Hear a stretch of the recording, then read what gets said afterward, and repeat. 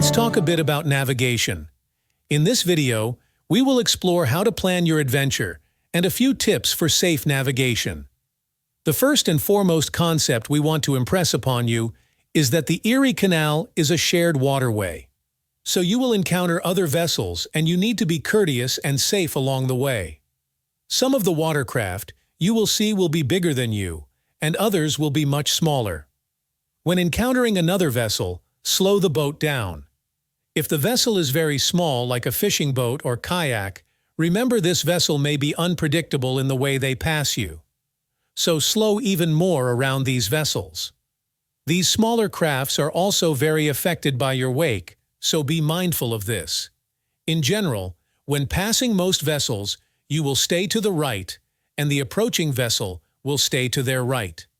Again, this is not always followed by human-powered vessels or fishermen who are actively fishing. Slow, alert, and in control is always important no matter the size of the vessel you encounter.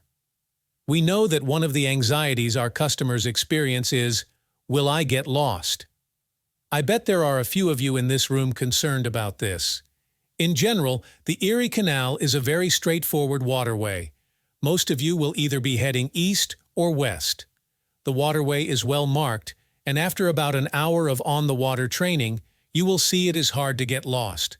So let's put that out of your mind and move on to trip planning, maps, and other topics.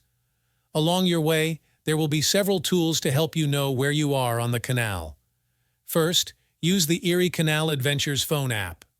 Right from the home page, you will see a map feature that will show you the area, and it is easy to use 2 fingers to zoom in or out.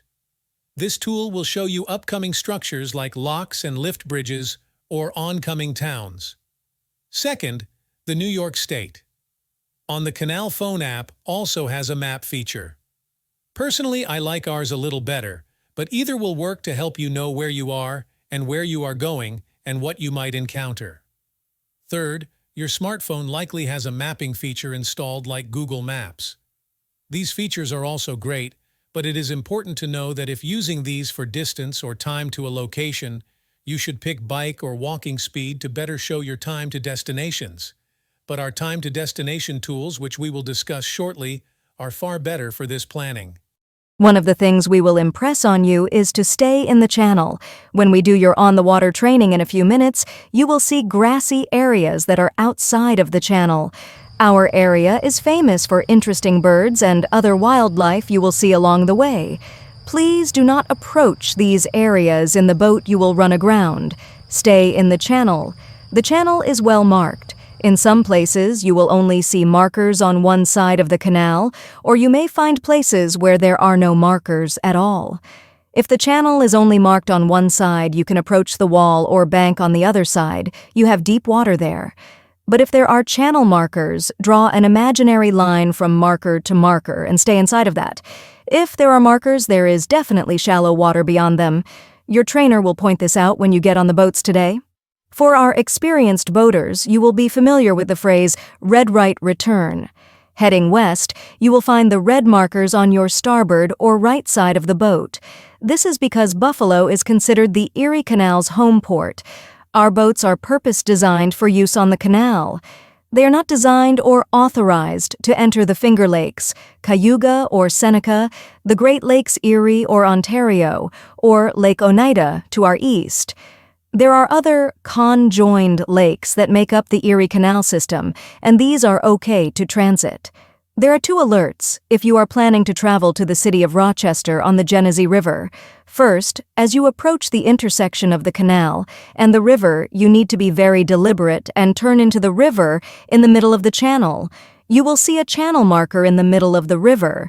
The Genesee River is very silty, and cutting the corner to enter the river will result in running aground. Second, we do not recommend any overnight stays on the Genesee River. While the city of Rochester offers many interesting attractions during the day, we find the docking in Rochester to have some security issues for overnighting. If Rochester overnighting is part of your itinerary, please talk to one of our managers before departure. Let's talk about that time chart we provided you. This is one of your most important planning tools. Here is an example of how it works. Let's say we are leaving Bushnell's Basin and heading to Spencerport. Simply use your finger to connect these to towns on the chart. The resulting number is your time between these ports via our boats. We calculate these by adding reasonable accommodation for slowing to pass vessels, entering and exiting the structures along the way like locks and lift bridges, but we have calculated this traveling at our cruise speed of roughly 2,300 RPMs. For example, if you wanted to travel at only 1,100 RPMs, you should double the time. Keep in mind you should always plan to avoid inclement weather or traveling past dark, so plan your day's journey accordingly. You will encounter locks and lift bridges along your trip. When you are approaching a lift bridge, there will be signs indicating as such, and in most cases there is no question that you need that structure moved to pass it. The only exception is today's lift bridge for anyone heading west. It is the Fairport Lift Bridge, and while it looks like you might be able to get under it, you cannot. You need to have the Fairport Lift Bridge lifted. You will pass under many other bridges. These other bridges are fine to simply pass under. Finally, be sure that you know the hours of operation of the locks and lift bridges in your area. This changes based on season and the area of the canal of your journey. Our trainer will let you know the hours of operation. We know this is a lot of information. We train passengers every day, and our training is designed to give you all the information you need to ensure your adventure is fun. We are almost ready to get on the water.